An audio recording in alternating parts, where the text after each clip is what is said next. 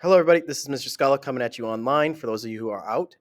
So, last week we looked at the question, our focus question, how big are rocks? And we put in the after section looking and seeing that rocks can be many different sizes and that are all arranged by the Wentworth scale, ranging from boulder to cobble to pebble to gravel, very coarse sand, medium sand, fine sand, very fine sand, silt, and clay.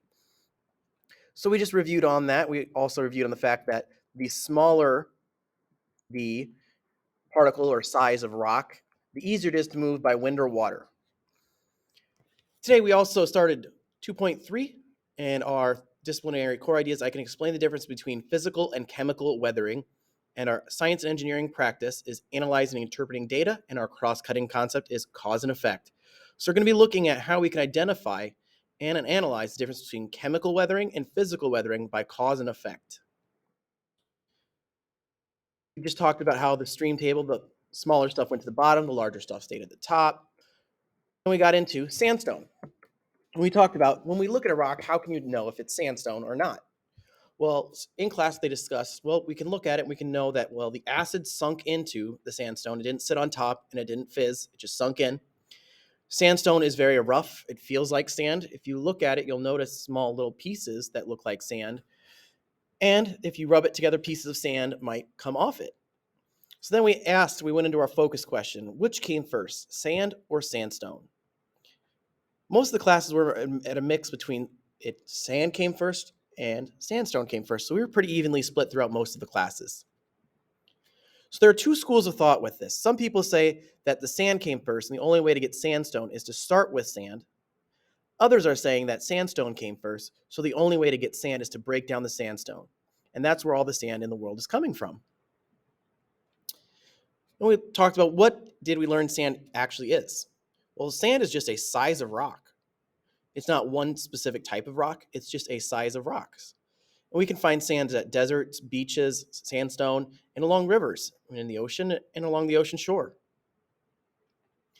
Where do all these tiny rocks come from? Well, the bigger rocks get broken up into smaller rocks. Is sandstone the only one that can be broken down to create sand? Well, that's what we were investigating today in class. So we went outside, we had plastic jars, pieces of granite, and a hand lens. We put our pieces of granite inside our plastic jars and shook them for 4 minutes each class period. Then once we were done, we opened it up to see what was in there. When we did, we found that we had created our homemade sand, and we compared our homemade sand to regular beach sand. I'll get there in a moment. Abrasion. Geologists call breaking rocks by rubbing or bumping into one another abrasion. Rocks are made of many minerals, and some rocks like granite are made from several minerals. Other rocks are made from one mineral. Minerals are pure substances that have properties that allow us to identify them. You have already tested for one mineral, calcite, using the acid test. When rocks are abraded, their mineral composition does not change. Sand made from granite will have all the same minerals as the original piece of granite, although the rock may break down into its mineral components. To break that down, we really just talked about, okay, even though we're breaking this granite into smaller pieces, it's still the same stuff that we started with.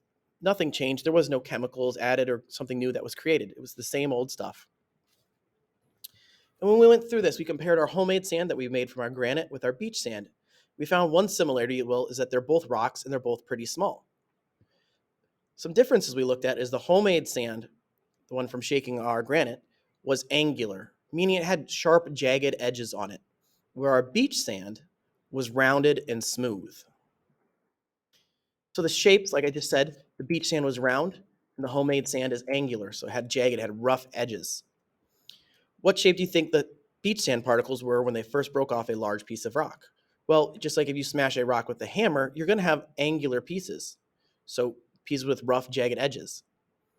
And what happened to the shape of the pieces of the granite after they clunked around in the jar? So our pieces of granite in the jar, it actually broke off their small jagged edges and made it smooth and round. How would you describe the motion in the sand particles? Well, it was bouncing off the sides, rolling down.